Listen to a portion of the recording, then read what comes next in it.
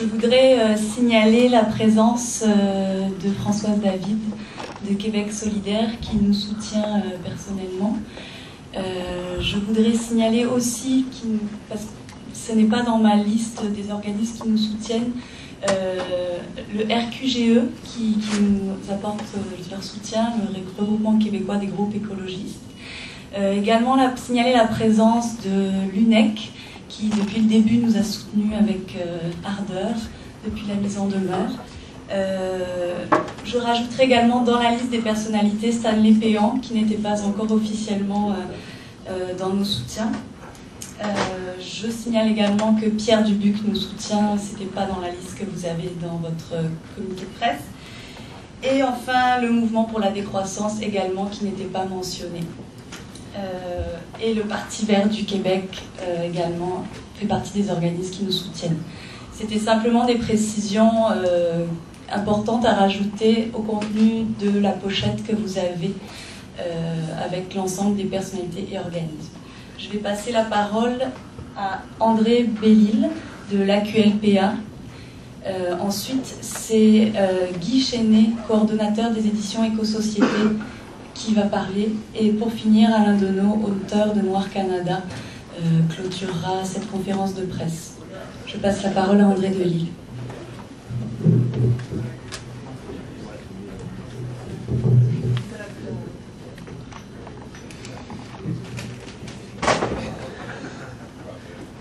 Alors, bonjour tout le monde, c'est avec un sentiment de devoir et de solidarité que la QLPA et moi-même sommes venus témoigner de notre appui et de notre solidarité aux gens d'éco-société.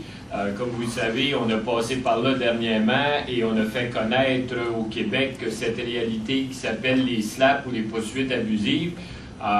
Et depuis que nous, ça nous est arrivé, ben maintenant on est rendu à la 12e poursuite du genre au Québec, alors ça s'accélère. Il faut immédiatement réagir et témoigner de la plus résolue des actions pour empêcher qu'on brime la liberté d'expression et qu'on essaie d'intimider, de faire peur aux gens pour les empêcher de questionner des choses aussi fondamentales que le respect de la loi, le respect de la vie et de l'environnement. Je voulais dire aussi que sans présumer de culpabilité ni pour un ni pour l'autre, il y a une chose qui est évidente aujourd'hui quand on regarde ce qui se passe dans le cas d'éco-société et qui correspond dès le départ à ce qu'on peut présumer être du domaine des poursuites stratégiques, eh bien, c'est la disproportion des moyens financiers. Alors, on a d'un côté de grandes corporations qui ont des budgets annuels dans les milliards de dollars et de l'autre côté, un groupe qui a un budget relativement modeste, là, qui est en fait 1000 fois, des milliers de fois moins important. Déjà là, pour avoir accès à la justice, il y a un problème majeur. Comment peut-on penser pouvoir se payer des avocats face à des entreprises qui ont des budgets de cette envergure-là? Ça, c'est déjà un problème qui démontre que les poursuites stratégiques se basent là-dessus.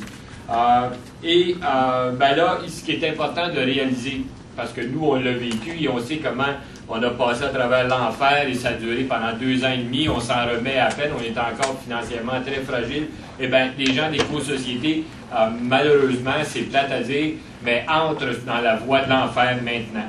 Ils vont avoir besoin de tout l'appui, de toute la solidarité possible, de tous les groupes, de tous les citoyens, non seulement pour eux, mais aussi pour défendre cette cause-là. Et je voulais aussi rappeler que dernièrement, il y a eu une commission parlementaire où le gouvernement du Québec a dit qu'il légiférait bientôt pour protéger les gens. Eh bien là, il y a une belle occasion de passer de la parole aux actes et d'agir rapidement. Le ministre pourrait intervenir et faire en sorte que des sottises du genre n'aient plus lieu. Alors, on l'appelle le ministre à l'action dans le dossier d'éco-société. Dans notre cas, nous, c'est trop tard parce que ça ne peut pas se faire rétroactivement. Mais là, on pourrait être proactif et venir défendre la liberté d'expression. Et je donnerai en terminant un exemple de ce qu'on pourrait faire. C'est clair, dans les demandes qu'on a déposées avec la Ligue des droits et libertés et tous les groupes qui nous ont appuyés, on demandait qu'il soit institué un fonds pour venir en aide à la défense des gens face à des problèmes du genre. Fonds qui pourrait être imposé aux poursuivants Donc, dans ce cas-là, la corporation qui poursuit Éco-Société pourrait être appelée, et ce serait logique de le faire, à déposer en caution le montant nécessaire pour que les gens d'Éco-Société puissent se défendre. Alors, voilà ce qu'on a besoin. On a besoin d'un fonds pour venir en aide aux gens qui défendent des questions aussi fondamentales, aussi importantes que les questions liées à l'environnement, au respect de la vie, au respect de la loi. Alors voilà, il me fait plaisir de vous signaler notre appui indéfectible et on est avec vous aujourd'hui, on va l'être jusqu'à la fin. Merci.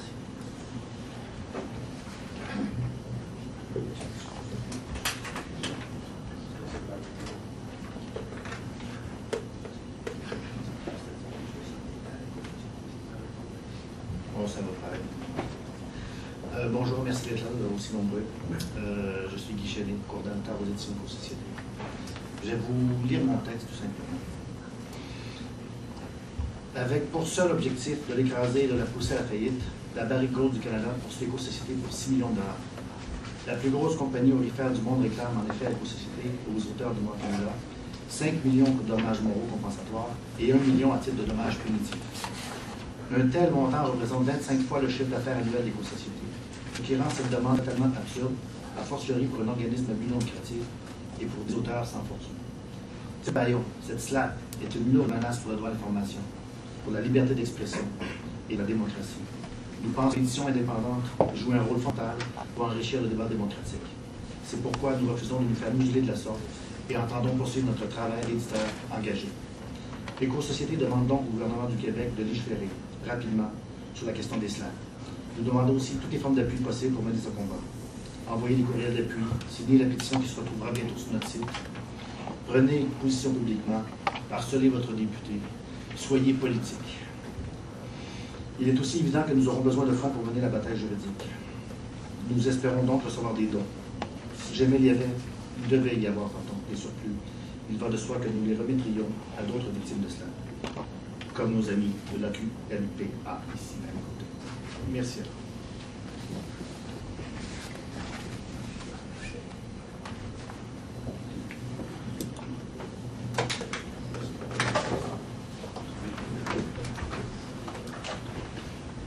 Je souhaiterais pour ma part situer le livre Noir Canada, pillage, corruption et criminalité en Afrique, dans la perspective que lui ont donnée ses auteurs.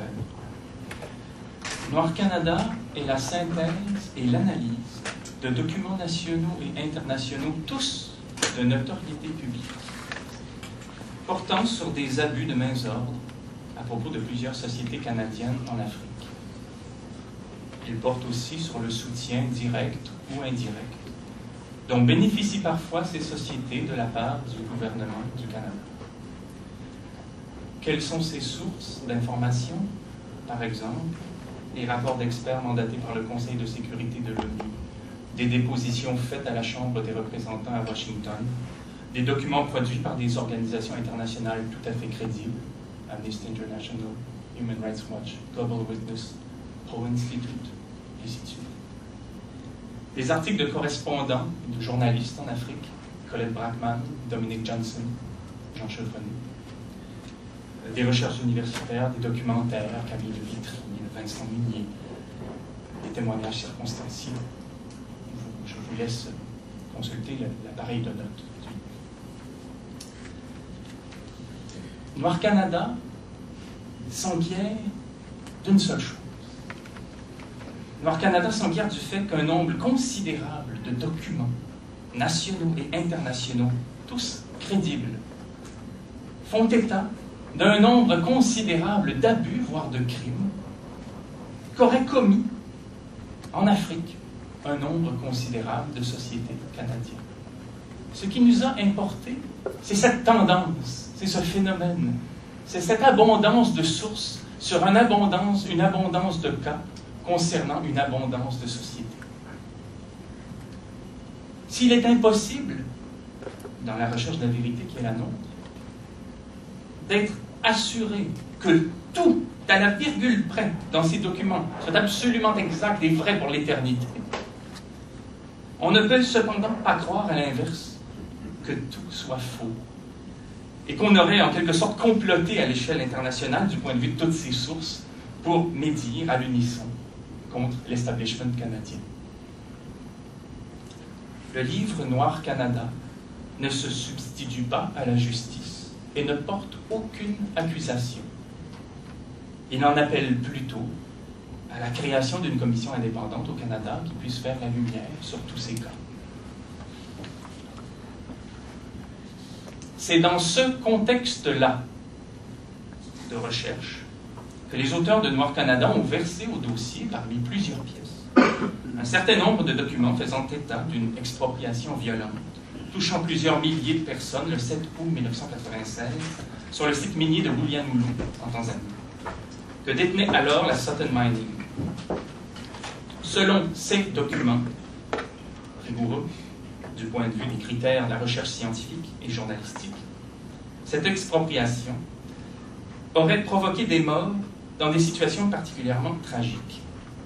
Après Tundu Lissu, du Lawyers Environmental Action Team, Stephen Kerr et Kelly Holloway ont fait paraître, le 15 avril 2002, un rapport de 8 pages que vous trouverez ici, dans The Varsity et The Atkinsonian, après avoir enquêté 6 mois sur la question et recueilli des témoignages circonstanciés. Ils en sont arrivés à la conclusion prudente que les témoignages et les sources concordaient suffisamment pour justifier une enquête indépendante sous l'égide, par exemple, des Nations Unies. Nous avons rapporté ces propos modérés et sensés, déjà accessibles publiquement sur Internet et en rien diffamatoire de quelque façon. Nous avons aussi mentionné que le gouvernement tanzanien, la société Sutton Mining et la Barrick Gold, qu'il a acquise après les événements, réfutaient tout en bloc.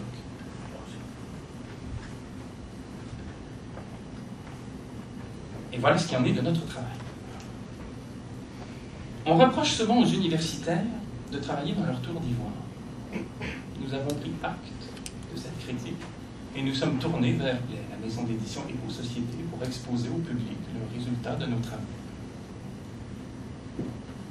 Le débat que Noir Canada cherche à inscrire dans la sphère publique est d'autant plus légitime que l'épargne des Canadiens se trouve investie dans ces sociétés que nous mentionnons, parfois, par l'entremise de la Bourse de Toronto.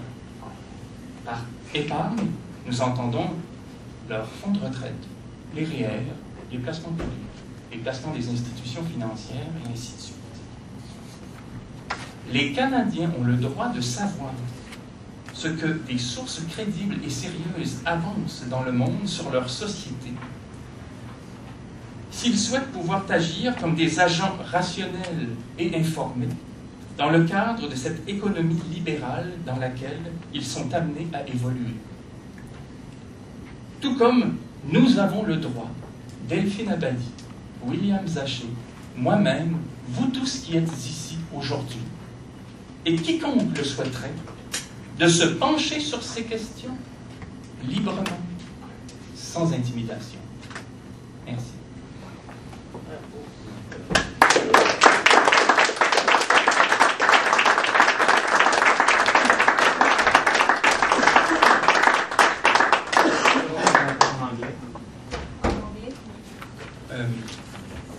I would just summarize and say that in our work, we quote documents, reports, books, articles that are available in the public sphere, and that we summarized and analyzed those data without accusing anybody of anything. And we have the right to do so, and the Canadians have the right to know how the money they spare is invest on the stock exchange markets. And that's why we are here today.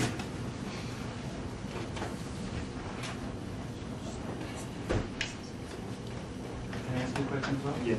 Can I ask you to bring the mic closer to you? Can you just briefly sort of summarize your statements in English? Yes. I can say it's a fight for democracy, and we are asking the Quebec government to go ahead with this law against Islam. And again, we will need help and support for that fight. That's So what's at stake for your publishing house if you are sued? It would be a long fight, and it would be hard to keep on focus on the job. We are a publisher. We have to do both, and I think it would be very difficult, but we will do it, I'm sure.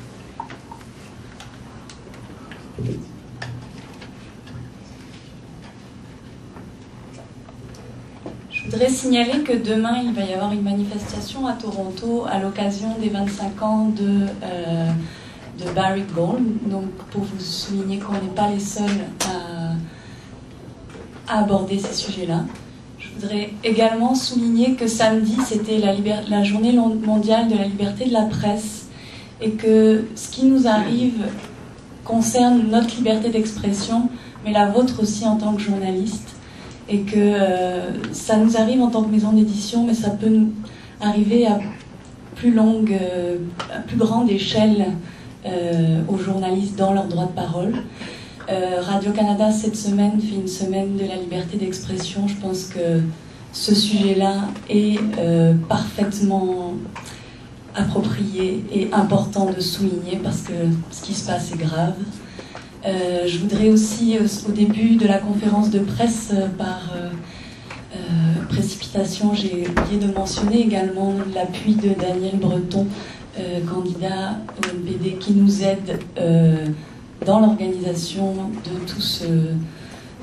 toute cette campagne de soutien. Et également mentionner que Pierre Curzi a parlé de notre cas à l'Assemblée nationale, au cas de la mise en demeure, et nous soutient également. Voilà. Merci. S'il y a des questions, n'hésitez pas. Est-ce que vous pourriez faire le point sur la distribution du livre, combien d'exemplaires, où ils sont, au fond, vous avez demandé de ne pas le distribuer? C'est-à-dire qu'il n'y a pas eu d'injonction comme telle. Oui. Il n'y a pas eu d'injonction comme telle. On ne nous a pas demandé de retirer le livre. On nous a dit que s'il y avait la moindre petite erreur dans la moindre copie, la moindre virgule fautive, qu'on serait poursuivi. Il semble en avoir trouvé, parce qu'on est poursuivi. Mais le livre est en librairie, partout, il est disponible. Et à combien d'exemplaires? Écoutez, on a un peu augmenté le tirage.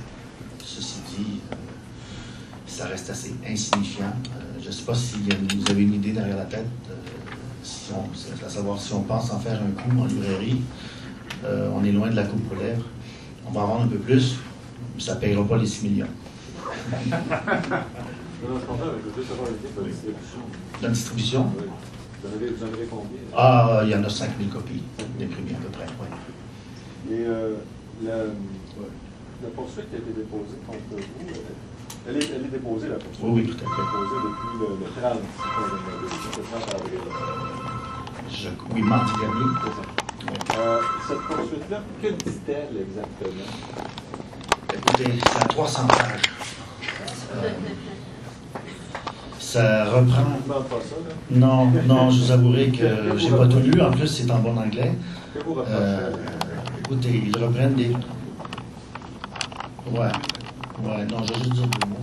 Écoutez, ça reprend des passages du livre qui considèrent comme litigieux. Et puis, ça nous demande de répondre à ça. Mais si vous le permettez, est-ce qu'on allègue qu'il y a des faussetés dans le livre? Ou si on est juste insatisfait du propos? Écoutez, je ne suis pas encore complètement passé au travers de tout ça. Et puis, je pense que ça va être à l'auteur plus que moi de répondre à ça. Parce que c'est lui qui le fait de tout le contenu. En fait, si on croit ce qu'on nous reproche, il y a des sources qu'on devrait irradier de la conscience publique et il y en a d'autres qu'on devrait fétichiser. Nous, la seule chose qu'on a dit dans le livre, c'est qu'il y a actuellement un dialogue de sourds entre des gens comme Curry Holloway, que vous pourrez consulter vous-même ici ou sur Internet, qui contre-expertisés les mois suivants. Eh bien, ces gens-là se sont trouvés intimidés dans leur travail, selon leur propre aveu. Ils s'estiment ne pas avoir pu enquêter correctement, on leur a empêché de le faire. Et notre seule conclusion là-dessus, c'est de dire, comme toutes ces organisations, qu'il faudrait mettre sur pied une commission internationale d'enquête pour faire la lumière sur tout ça. Et cela, il ne faudrait pas le dire. Cela, ce serait diffamatoire. On en est là. Je rappellerai que la dernière fois qu'un livre a fait l'objet d'autant d'agressivité, c'est à l'époque du refus global. Vous voyez ce à quoi on nous ramène. Et dans le refus global, il y avait une phrase qui disait au refus global, nous opposons la responsabilité entière. Et c'est à cela que nous nous tenons. Mais là, vous n'avez pas le choix que vous devez faire. Alors, comment est-ce que vous vous organisez pour cette défense-là? Vous n'avez pas un arsenal juridique de la part de ce Barry? Comment on s'organise?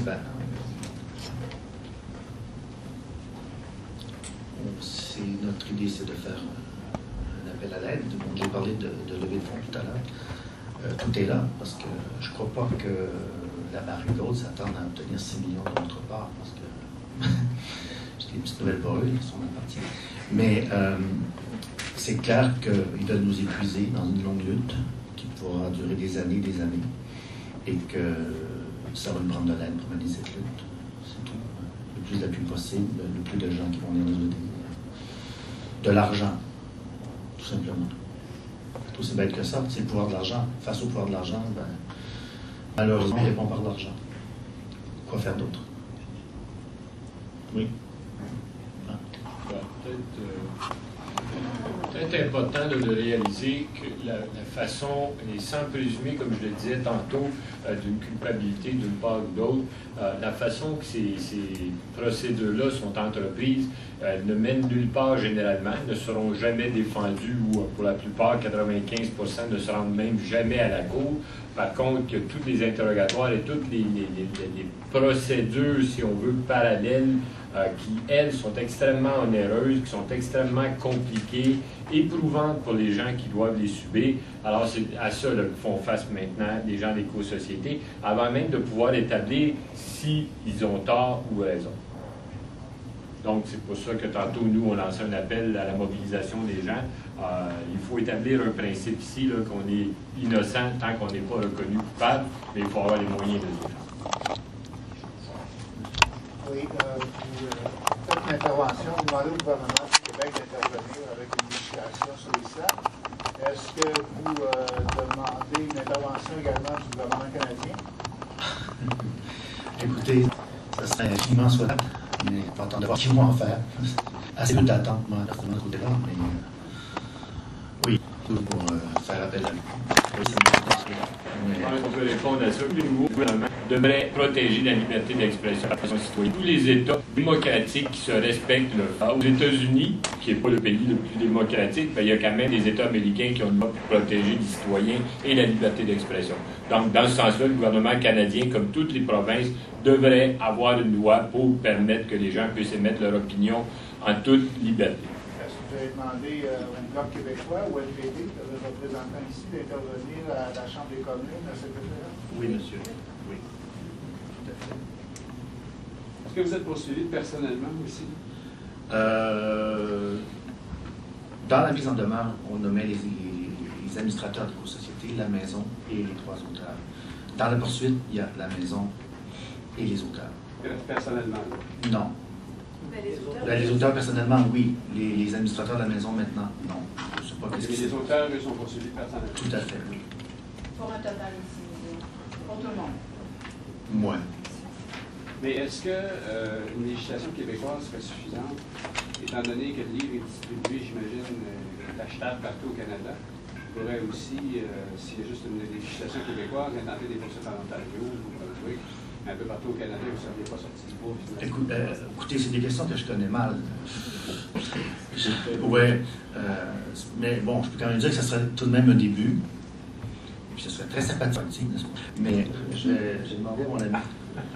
Parce que où est-ce qu'on en est? Je sais que ma mémoire fidèle, là, je sais que la possibilité d'une législation du genre a déjà été abordée. Je ne sais plus à quelle instance, est-ce que c'est au gouvernement, est-ce que c'est dans l'opposition? Il y a déjà eu quand même un certain débat il y a quelques mois ou un an ou deux maximum sur la possibilité d'une législation du genre? Ça vient juste d'arriver, là, ça s'est terminé le 8 avril. Il y a eu la commission parlementaire sur la modification des procédures juridiques. Nous, on a participé, on était le premier groupe à déposer un mémoire et avec la Ligue des droits et libertés, on a terminé, si on veut, cette consultation-là. Bon, premièrement, votre question, c'est une poursuite qui a été déposée à la Cour supérieure du Québec. Donc, ça interpelle le gouvernement du Québec.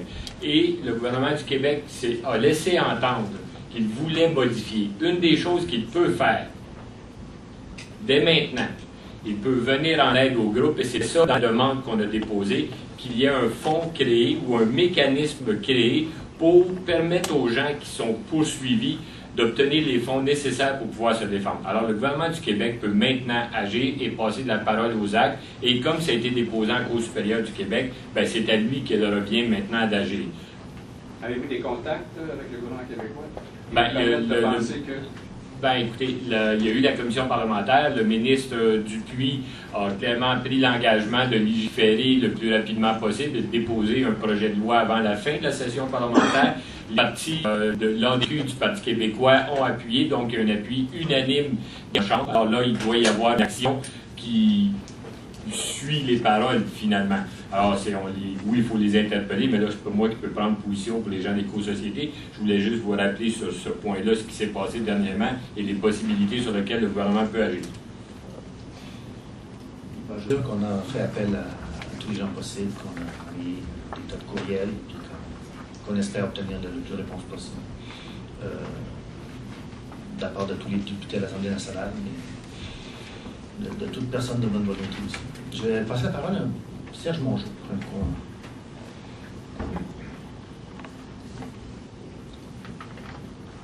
Oui, je voudrais... Je suis Serge Mongeau.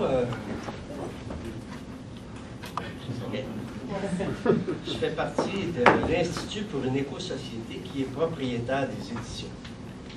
Puis c'est important de souligner, on ne l'a pas dit, mais finalement, l'Institut pour une éco-société, c'est un organisme d'abord sans but lucratif. Donc, c'est d'autant plus odieux qu'on nous poursuive de cette façon-là. Et donc, on a une compagnie qui fait des produits immenses par rapport à un organisme qui ne fait pas d'argent, puis qui est obligé souvent même de mettre de l'argent pour publier les livres. Ça, c'est une première chose. Une deuxième chose, j'aimerais qu'on comprenne les implications d'une chose comme celle-là qui nous tombe dessus. Bon, nous, on est convaincus qu'au bout du compte, on va gagner notre procès. Okay? S'il y a un procès. Et ça, c'est, écoutez, je pense que nos auteurs ont travaillé très sérieusement. On a fait attention, on a lu les manuscrits avant, etc., etc. Et c'est un travail sérieux et c'est évident qu'il n'y a pas matière à poursuite. Mais la compagnie le sait fort bien, mais ce qu'ils veulent faire, et ce qu'ils vont réussir à faire de toute façon, c'est de paralyser d'une certaine façon la maison d'édition. Parce que, écoutez, ça demande de l'énergie. Et je veux un peu vous donner le tableau de ce que ça va représenter. D'abord, c'est sûr qu'il y a des frais juridiques. Guy ne l'a pas mentionné, mais on a quand même déjà un avocat d'engagé qui s'appelle Normand Tamaro. Je pense que c'est un avocat qui a une bonne connaissance de ce type de cause et je pense qu'il va bien nous défendre. Mais en même temps, ce dont il nous a prévenu, c'est que c'est quelque chose de très long. Le procès, il n'aura pas lieu avant 2 ans. Ce qu'il nous faut, on nous a dit qu'on a un dossier de 300 pages qui a été déposé. Il faut qu'on réponde paragraphe par paragraphe à ce dossier-là. Ça veut dire qu'on va être obligé d'engager des experts, de faire de la recherche, de faire venir au moment du procès des témoins d'Afrique, etc., parce qu'eux, c'est illimité ce qu'ils ont. Puis si on fait un procès, bien, il faut quand même qu'on se défende à ce moment-là. Et tout ça, ça a des implications et c'est évident que ça va perturber le fonctionnement de la maison d'édition. Et je pense qu'on joue un rôle important dans notre société et il faudrait qu'on puisse continuer à le jouer. Mais une poursuite comme ça, et c'est ça, c'est une poursuite qui est abusive. C'est absolument injustifié, mais en même temps, ils gagnent tout le temps quand ils la font parce qu'eux, ils ont des fonds illimités et nous, on ne les a pas, ces fonds-là, et on n'a pas le personnel illimité pour faire ça, donc ça va à ce moment-là nous occuper énormément alors qu'on aurait pas mal d'autres choses à faire pour continuer à faire notre travail qui est important, je pense. Peut-être juste une question. Au niveau, avant de mettre le livre en marché, est-ce que le manuscrit a été soumis à des avocats pour au moins vérifier s'il n'y avait pas des éléments litigieux à l'intérieur? On a consulté à ce moment-là. Oui, on savait que c'était litigieux comme type de publication. On a consulté sans faire lire le manuscrit. Nos avocats nous ont dit, vous n'avez qu'à vous assurer d'une chose. Vous n'avez qu'à vous assurer que vos auteurs travaillent sérieusement et que chaque affirmation qu'ils font dans le livre est fondée sur des documents sérieux. Et ça, ben, on s'en est assuré. Et je pense que vous allez voir, d'après le nombre de références qu'il y a dans le livre, que les auteurs ont fait vraiment là, quelque chose. C'est comme Alain l'a bien dit auparavant, il n'y a absolument rien de ce qui est publié dans ce livre qui n'est pas déjà connu, qui n'a pas déjà été publié ailleurs. Et ça, c'est important. C'est une synthèse qui est faite dans ce livre. Vous avez, si je comprends bien, deux buts. Un, c'est de ramasser de l'argent. Deux, de faire en sorte qu'il y ait une législation pour prévenir qu'à l'avenir, ça se produise. Puis je dirais peut-être trois, qu'il y ait un fonds québécois en attendant une législation. Il y a un fonds québécois qui vous est, disons, financé par le gouvernement du Québec. Je vois trois objectifs. Lequel est le plus pressant? Parce que dans le fond, vous savez fort bien comme moi que si vous me dites aujourd'hui ça nous prend 1 demi-million pour mener la bataille, c'est beaucoup d'argent, à plus de 10 $, 20 $, 5 $. Parce que je ne veux pas être pessimiste, là, mais c'est beaucoup d'argent. Est-ce que votre objectif principal, ça ne serait pas très rapidement de faire en sorte qu'il y ait une législation qui passe et de mettre tous vos œufs dans ce panier-là? Écoutez, là, le gouvernement du Québec a promis que dans la législation actuelle, la session actuelle, le projet de loi serait déposé. Il y a eu déjà la commission parlementaire sur ce sujet-là et on attend la loi. Ce que nous ne savons pas, est-ce qu'à ce moment-là, la loi va s'appliquer aux SLAP qui sont déjà en cours, c'est ce qu'on espère, parce que le nôtre, bon, je comprends, comme André a dit tout à l'heure, qu'on ne peut pas leur demander de faire ce rétroactif pour les dépenses qui ont déjà été encourues, mais on espérerait. Et je pense qu'on peut attendre, parce qu'il y a eu unanimité des partis là-dessus, on peut attendre une loi qui a du sens. Écoutez, il y a 29 organismes qui ont déposé des mémoires à la commission parlementaire. Il y en a un seul qui est à compte, vous pouvez deviner facilement, c'est le barreau du Québec qui ne veut pas qu'on légifère de ce côté-là. Mais tous les autres organismes ont demandé à ce moment-là que la loi soit changée et tous allaient dans le même sens. Dans le sens qu'on a dit tout à l'heure, c'est-à-dire à ce moment-là d'avoir, oui, qu'on reconnaisse que c'est un SLAP, oui, que les organismes soient aidés et oui, qu'il y ait des pénalités qui soient imposées aux compagnies qui entreprennent de telles démarches. Donc, pour un incitatif à faire qu'ils ne se lancent pas dans des aventures comme ça. Donc, si vous avez un message, un prédominant, c'est que Québec dispose rapidement de sa législation. C'est ça? Ça, c'en est un. Puis en même temps, en attendant, c'est sûr que nous autres, c'est commencé, puis qu'il faut qu'on continue à avoir des appuis.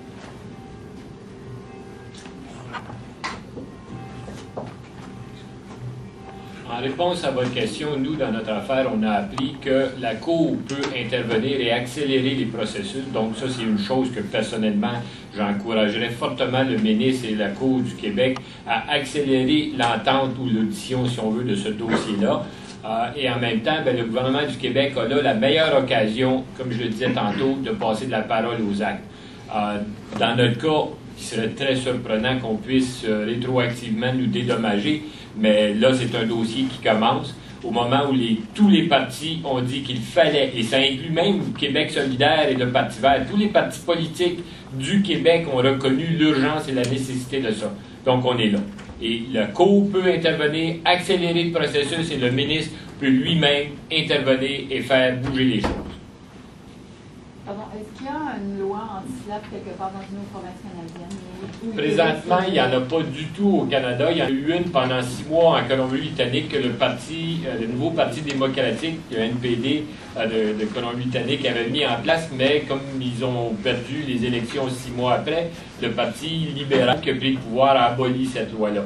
Par contre, en Amérique du Nord, si on regarde les États-Unis, il y a 25 États qui ont légiféré, et dans les États les plus importants et les plus, je dirais, influents, on pense à la Californie, l'État de New York, je ne les nommerai pas tous, Il y a aussi la plupart des pays industrialisés, on pense à l'Angleterre, on pense à la Nouvelle-Zélande, on pense à de nombreux pays qui ont légiféré. Il y a même aussi l'Union européenne qui a clairement démontré son intention de contrecarrer ces procédures-là. Donc, les pays développés, en principe, agissent. Maintenant, nous, comme d'habitude, on est largement en retard. Bien là, c'est le temps de passer à l'action parce qu'il y a des vies qui sont en jeu, parce que pour avoir passé par là, c'est destructeur ce que ça peut faire dans la vie des gens. Nous, on a pendant 2 ans et demi subi l'enfer, on n'en dormait pas, on devait travailler 3 fois plus pour ramasser les sous pour pouvoir continuer notre travail et se défendre pendant qu'on voyait nos partenaires, nos commanditaires nous abandonner, qui craignaient qu'on ferme boutique. Alors là, c'est vraiment urgent, on doit passer à l'action et je pense qu'on doit faire de la cause d'éco-société un symbole au Québec. Il faut protéger la liberté d'expression. On est en mai 2008, bien en mai 68, des gens se sont levés et on fait changer le monde pour la liberté d'expression. Bien, je pense qu'on doit revenir à ça maintenant. Si vous permettez, je vais un tout petit peu aller au-delà. Je vais aller dans le fond du livre. Est-ce que vous avez une idée pourquoi jusqu'aujourd'hui, malgré les appels de Bureau Source, aucune commission ne s'est intéressée au texte?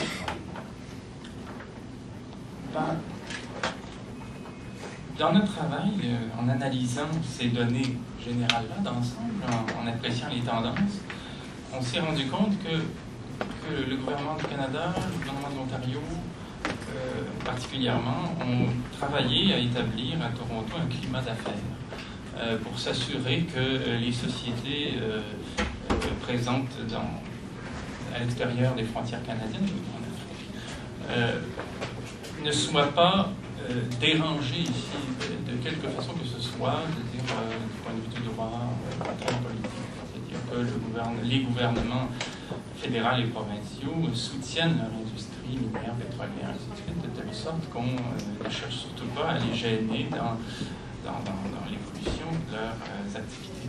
Et c'est pour ça qu'on tient le moins possible à les déranger. Dans le cas de Talisman au Soudan, c'est assez clair. Il y en a d'autres, Anneville, au Congo-Kinshasa, Acres, sur les Soto. Je veux dire, il y avait des cas dans le cadre desquels un certain nombre d'abus ont été attestés par des tribunaux, par exemple. Et ici, il n'y a pas eu de conséquences. Donc, on se rend compte que, dans les faits, là, qu'on analyse l'évolution de la chose, que le gouvernement du Canada soutient ces sociétés, le plus souvent, et fait des leçons de gouvernance, de bonne gouvernance, de normes incitatives, je veux dire, de code d'éthique, tout ce que vous voulez. Là. On finance même une sorte de position civique pour donner une crédibilité à tous ces concepts-là, à grand renfort de propos unanimes et consensuels. Mais dans les faits, une société canadienne active en Afrique, ce serait à peu près couverte juridiquement pour ce qu'elle fait là-bas, jusqu'à maintenant en tous les cas. Monsieur Denis, vous mentionnez plusieurs entreprises dans votre livre, il n'y a pas que Barrick Gold. Comment expliquer que ce ne soit que Barrick Gold qui a réagi avec une slap? Est-ce que c'est parce que les accusations sont pires envers celle-là? Il n'y a aucune accusation dans notre livre. Il n'y a pas d'accusation. On fait la synthèse de sources et en fait, on essaie de voir ce qu'il en est de la présence et de la domination canadienne en Afrique. Ça, je veux être vraiment très clair là-dessus. Il n'y a pas d'affirmation, il n'y a pas d'accusation. Le reste, je veux dire, ce serait pour ma part d'entrer dans des procès d'intention, je ne le ferai pas. Je vous invite à lire le livre pour avoir plus d'informations, parce que ça vous éclairera. S'il y a des journalistes qui n'en ont pas reçu à leur rédaction et qui en voudraient, j'en ai des exemplaires. Merci de votre présence.